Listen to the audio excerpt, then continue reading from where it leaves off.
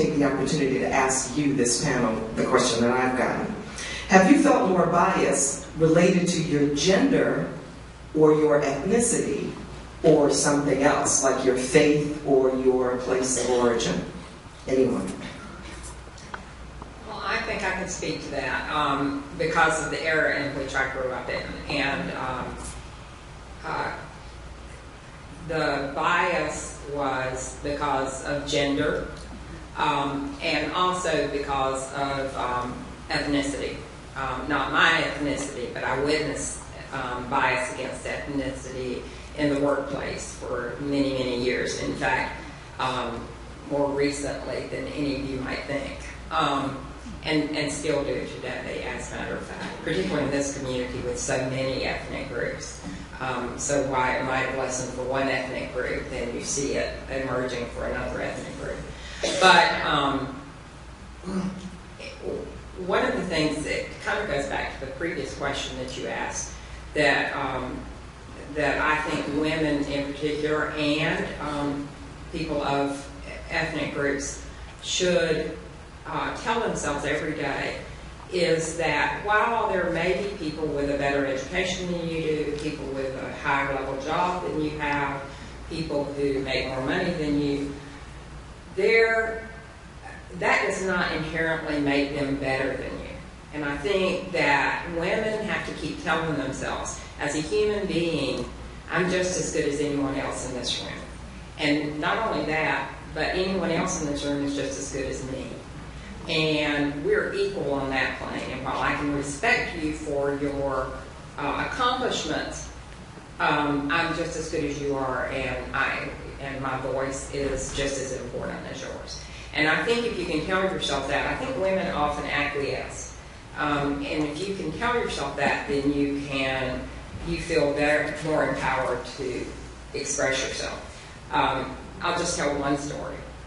And I won't mention them, well, most of you will know, but when I was in corporate, I came to Greensboro after having worked for a large health insurance firm that had done government programs for many years. And so we had been integrated, and that's not even a word you hear anymore, but we've been integrated for many years, so I was accustomed to an integrated workplace and never thought anything about it. And I came to Greensboro and went to work for a large insurance company and walked in the room, and a room with more people than this in it, and everybody looked like me. And it was shocking to me, to have that. And that was in the 80s. That was in the 80s. And you think about that, that's not that long ago. And gradually over the years I saw that change in that organization. But still, there were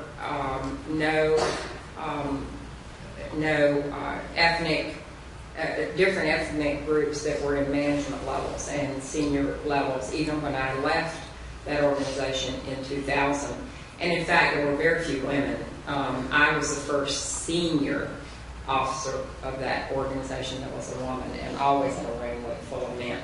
So, yes, I've seen all kinds of discrimination. I say in this world, the only group of people that I don't think have been discriminated against in America have been wealthy Caucasian men. Everybody else at one time or another has been discriminated against. But I think we should recognize our progress. So much better than it was in the 60s when I started working. Not only in professional life, but also in personal life. And in Greensboro, North Carolina, we have such great diversity. To me, it makes it a wonderful place to live. It's one of the things I treasure about living in Greensboro. So I think we need to celebrate our progress, but not quit working towards an even more inclusive society. In my case, actually, even though certainly when I worked in Washington, I was in a very male-dominated environment in the Pentagon. The real challenges that I think I face now at both ends of the spectrum relate to age. When I went to Washington and began doing arms control work in Vienna and Geneva, representing the Office of the Secretary of Defense, I was 30 years old. And so I was always the youngest person in the group. And so there were amazing issues around credibility. A 30-year-old woman representing the Office of the Secretary of Defense. And how do you establish yourself not only with your colleagues on that arms control delegation, but also with the Russians sitting across the table? And so at that point in my life, it was, how can she know what she's doing? She's too young. At the other end of the spectrum, later in my career, when I participated in a higher education professional development program that was designed to help prepare individuals to become university presidents or chancellors, the person directing the program at the time told me that I was actually too old because I didn't have enough working years left in my life to actually become and be a successful president. And so I actually became chancellor at age 60. The average age, of course, now of presidents and chancellors is increasing. But I feel that I've experienced that at both ends. And I think for those who are young, the issue is being prepared and being willing to assert yourself. And at the other end of the age spectrum, it's continuing to have the energy, because it's really not about age, it's about energy and determination.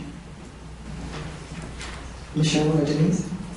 Well, actually, I was going to say the same thing in terms of age, and it's funny how you can leverage those things. And when people have biases or make assumptions about what I am or am not capable of, are the times that I can excel quicker because of the fact that they are underestimating what's happening around them and therefore are less likely to be prepared. So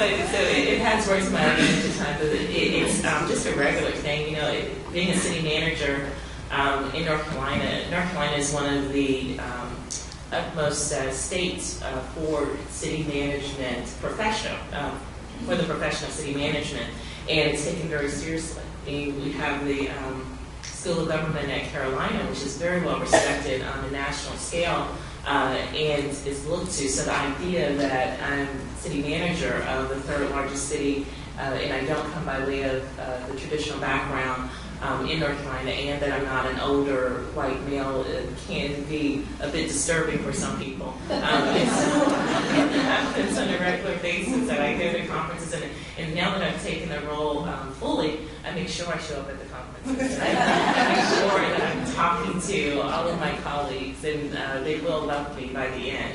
But I've been able to use them to help us improve and look for opportunities, and I think that they are really appreciating the fact that I value their input.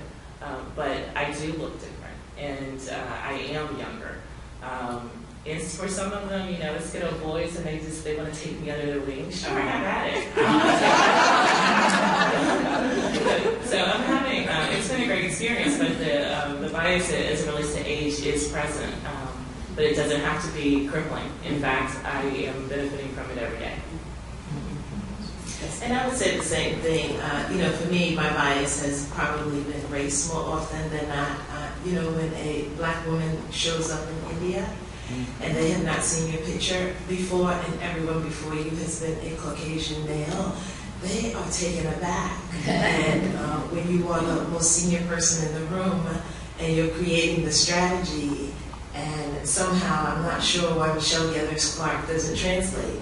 You know that I'm a woman, and I guess those biases, sometimes they are biased, but I think they've also been a great gift.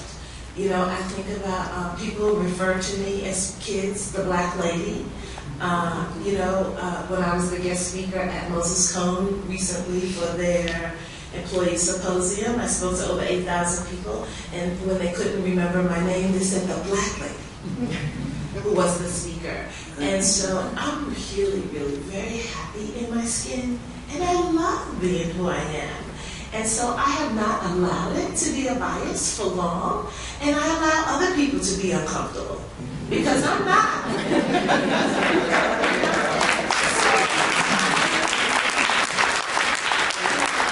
That's what we have to do with biases and stereotypes. Let them be uncomfortable. You know, I think Denise said, you can go ahead and be uncomfortable that I'm young. You know, I'm going to get what I got to get.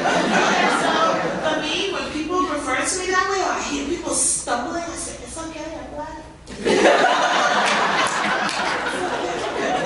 say African American, you know, whatever. I'm okay.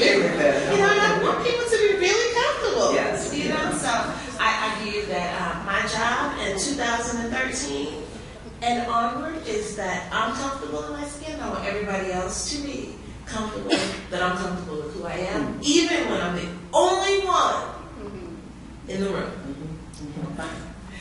There is a movie that comes on usually at 2 o'clock in the morning at this point, and it's an old movie, but the name of it is Final Countdown. And I won't go into the details, give you the background on the movie, but there's one line in it that has stuck with me the first time I heard it, and I've seen the movie now several times. There's a senior woman executive who is the highest level person, that's the assistant to a congressman. And this disaster happens, and the admiral, the captain of the ship, whatever the highest level admiral, obviously I'm not in the military, but the highest level person on the ship is speaking to her, and he's meaning to give her a compliment, but it doesn't come out right, and he says, so you must have done some really special things to have gotten where you have gotten. And by the way, the time frame is 1942. And he says that. She looks right at him and she says, they may have opened the door to let me in for the wrong reasons, but they better watch out when I walk through. And I thought about that exactly when you were explaining about the age piece. You know, they have low expectations, but they better watch out when I come through. So thank you so much for sharing, ladies.